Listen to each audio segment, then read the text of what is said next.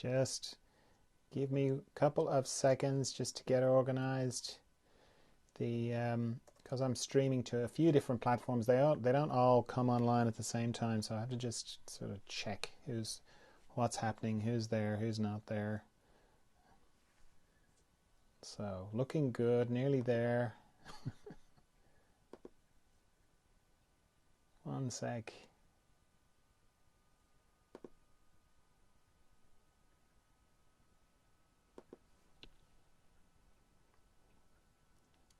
Okay, lovely. Okay, I've gone fuzzy on Facebook. I'm not sure why, but could be. Did that before, went fuzzy. Okay, everything else looks good. So, how are you? Are you well? Has it been a good day? I hope so. Right, so time for a bit of meditation. This is just, it's not a class, it's a chance to meditate together. I meditate throughout the day, and this is just the one I do on Facebook, Instagram, and YouTube, live, all at the same time, multi-streaming. So yeah, if you've got any questions, feel free to ask them, or send them through, and I'll answer them tomorrow, kind of thing. So there's lots of different styles of meditation. This is just the one. This is just what I do. Hi, Macarena. Yeah, this is just what I do. For me, it starts with why I would meditate. Oh, I forgot to say, if you're an experienced meditator, can you just bear with me while I explain what I do, just for the benefit of people who are new? Because a lot of people are new and they watch the video afterwards maybe, and So yeah, what I'm trying to do when I meditate is I'm trying to connect with a part of me that I connect to every night when I go asleep. I just don't do it consciously, obviously. It's not the dreaming bit, it's the bit after dreaming. So I'm dreaming, and then I drop at the bottom of dreaming into deep dreamless sleep, where I've got no body, I've got no thoughts, no memories of being there. I sort of cease to exist, certainly in the way that I normally register that I exist, which sounds terrible, sounds like death. Yet, I love going to sleep. And when I wake up in the morning, I feel refreshed. So some part of me knows it's a good place that I go to, and that's the place I want to go to when I meditate. I just want to do it consciously. So if you're new to meditation, a nice quiet room, very helpful. And sitting up, not lying down. It's too hard when you're lying down. You'll just fall asleep, or battle sleep. So as I say, in that place there's no thoughts. My mind can't seem to get there. So I have to figure out a way to get beyond my mind, to part the curtains of my mind, to, figure out how to get to that place in spite of my mind. So I make a little arrangement with my mind. I say, look, hey, I'm going to do some meditation. Could you just not think for the next 15 minutes? And my mind is quite agreeable to that idea. Yes, I've got lots of thoughts about meditation. I like the idea of being a meditator. I've got lots of concepts about it. I've definitely seen the benefits of doing it. So yeah, okay, let's do that. So that's good. And then to stop thinking is relatively easy, because thoughts are pretty much made of pictures and sound. It doesn't really matter what's in the thought, but the construct of the thought is pictures and sound. So if I turn off the pictures and I turn off the sound, that's it, I'm not thinking. So that's great. And once I do that, I'm into the practice of meditation. And the practice of meditation runs parallel with the intention of meditation. So my intention is to go to this mysterious place, this place I go to in dreamless sleep, but to go there consciously. And that's the place that gets most of the stuff written about it. Words like calm, still, zen-like, all that sort of thing. That's what you read about. The practice of meditation is not so much, because the practice of meditation is, it starts off with I turn off the pictures and I turn off the sound. And then a little while passes and I discover that I'm thinking. And so I go, I'm thinking, I turn off the pictures and I turn off the sound, so I stop thinking again. A little bit more time passes and I discover I'm thinking. And so I turn off the pictures and I turn off the sound. little bit more time passes, I discover I'm thinking, and then so on. That's the practice of meditation. Repeatedly discovering that I'm thinking and bringing myself back to not thinking. And there's a lot of power in that, because every time I discover I'm thinking and I go, oh, I'm thinking, I'm meditating, so I'm going to turn off the pictures, I'm going to stop thinking. Indirectly, I'm saying to myself, that thought I had a second ago that I was completely immersed in, what am I going to do about the gas bill or whatever it was? Suddenly I'm going, oh, I'm thinking again. So I'm saying to myself, I am not those thoughts. I'm something else. Okay, and that's very powerful, particularly that it happens repeatedly. So that's the practice of meditation, and it runs parallel with the intention. So if you have the idea that you should be completely still, your mind should be like not a ripple on it for the whole time. No, that's certainly not the way I meditate. It's fine to find that you discover that you're thinking many, many times. I don't know how many times I'm going to discover I'm thinking in the next 15 minutes. I don't even think about it. So I've had people say to me, no, I've got a busy mind. Meditation's not really my thing. I tried it once. It wasn't really for me.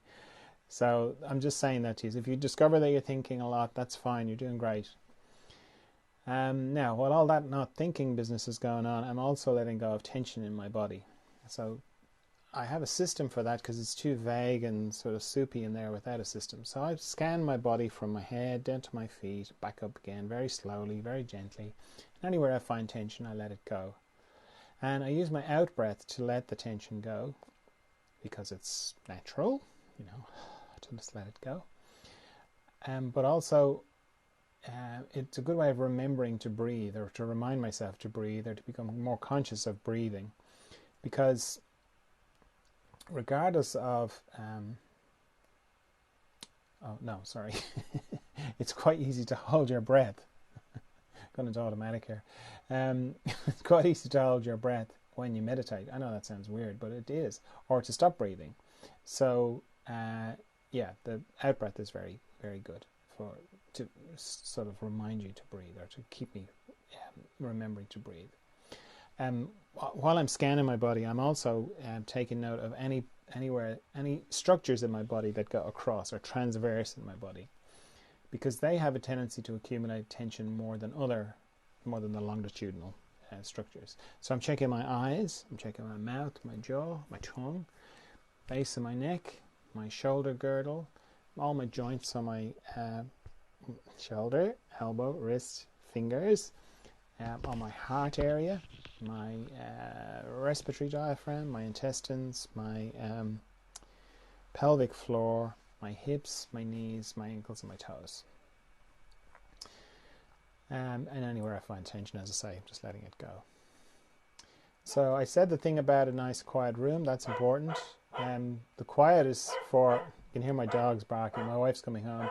Now if we were meditating, that could trigger a thought. I could start on this train of thought about dogs and so on and so forth. So that's why a quiet room is important, and one way you're not going to be disturbed in. And then sitting up is important. I said about that, fall asleep. The other thing is I set a timer for how long I'm going to meditate for. And I do that so it's just similarly, it's one less thing to think about. So I'm going to set my timer for 15 minutes. But if you're new to meditation, I'd encourage you to set yours for shorter, like 5 minutes, and repeat that 3 times, because 15 minutes can feel like a really long time when you're new. And even if you do set a timer, around the 7-minute mark, you will start to go, no, I forgot to put my timer on, I should check. Or this feels longer than 15 minutes. How long has it been? I'm not sure. Set yours for 5 minutes if you're new, and just repeat that 3 times. Okay. Dogs have stopped barking. I think we're all set. Excuse me. Okay, so off we go into the mystery.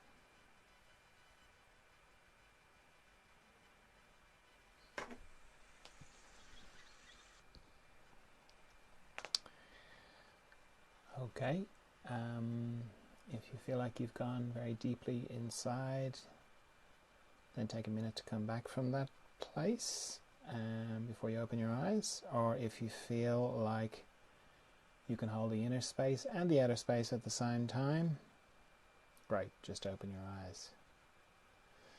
Okay, I had a question. Sometimes I experience that little noises help me focus more because they remember to come back to my meditation when thoughts are louder than outside noises. Yeah, that can that can work. That can be good. Yeah, that's good if it does. I have found it triggers trains of thought. But yeah, if it does that for you, that's great. Okay, thanks for meditating with me, and see you tomorrow for some more meditation. Bye.